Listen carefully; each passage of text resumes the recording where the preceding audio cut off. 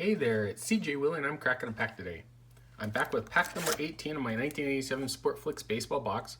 Since each pack only has 3 cards in it, I'll talk about my memory of the player from the 1980s and maybe something specific about the player from the 1986 MLB season. I'll also check out the fun facts on the 2-team logo trivia cards. Okay, let's get to cracking this pack.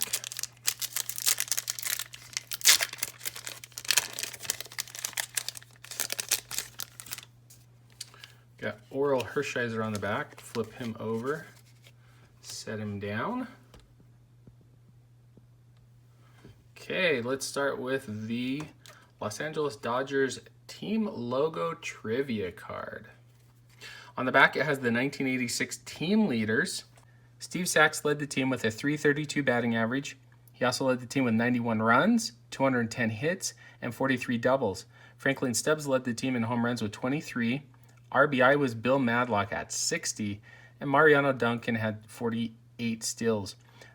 On the pitching side, Fernando Valenzuela took home most of the team lead with a 21-11 record, a 3.14 ERA, 242 strikeouts, and 20 complete games. For saves, Ken Howell led the team with a whopping 12 saves.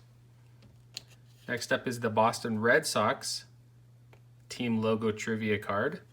And on the back, it has the team hitting leaders starting with 1986 and going back to 1977. In 1986, Wade Boggs led the team and the league with a .357 average. Don Baylor hit 31 home runs, and Jim Rice had 110 RBI. In 1977, Jim Rice took the team hitting leader Triple Crown with a .320 average, 39 home runs, and 114 RBI. Rice also took the team's hitting Triple Crown in 1978 with a .315 average, 45 home runs, and 139 RBI. Our first card out of the pack is a Met, and it looks like it is Kevin Mitchell. Kevin Mitchell burst onto the scene in 1986 with the Mets as a rookie, playing all around the diamond, left field, center field, right field, first base, shortstop, and third base. He was a jack of all trades, hitting 12 home runs, 43 RBI, and a .277 batting average. Mitchell would later move on to the Giants and become a superstar for a handful of years, helping them to the playoffs in 1987 and 1989.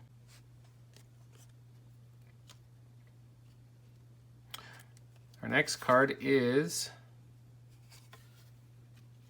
Steve Garvey of the San Diego Padres. Garvey originally came up with the Dodgers and spent a number of years with them, not only as an outstanding defensive first baseman, but was a good offensive first baseman as well. After his time with the Dodgers, he moved on to the Padres and spent a handful of years with the Padres, helping them to the World Series in 1984, but ultimately losing to the Detroit Tigers. Garvey is an interesting case. I think he's a borderline Hall of Famer. He had both great defensive and offensive stats, but didn't reach a lot of the counting metrics that voters look to put him into the Hall of Fame. I could eventually see Garvey make it into the Hall of Fame through the Veterans Committee. And then our final card out of the pack is Oral Hershiser. Nicknamed the Bulldog, Hershiser came up with the Dodgers for a number of years, being the anchor of their starting rotation along with Fernando Valenzuela, helping the Dodgers to the playoffs in '85 and '88. Hershiser would set a modern-day record for consecutive scoreless innings pitched. My favorite card, or best card out of the pack, is going to be Oral Hershiser. Hershiser spent a number of years in the 1980s with the Dodgers. If Tommy Lasorda hadn't overused his starting rotation and been a little bit more reliant on the bullpen, Hershiser probably could have reached 300 career wins. I think that Oral Hershiser had a pretty good career and should get a lot more credit and recognition when it comes to the Hall of Fame. I don't think that he is a Hall of Famer, but I think he put up numbers that put him into the conversation. If you compare his numbers to a Curt Schilling or an Andy Pettitte, who's being discussed for the Hall of Fame, I think that he rates relatively well.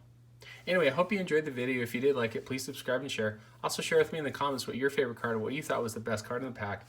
Till next time when I'm back to crack pack number 19 in my 1987 Sportflics baseball box.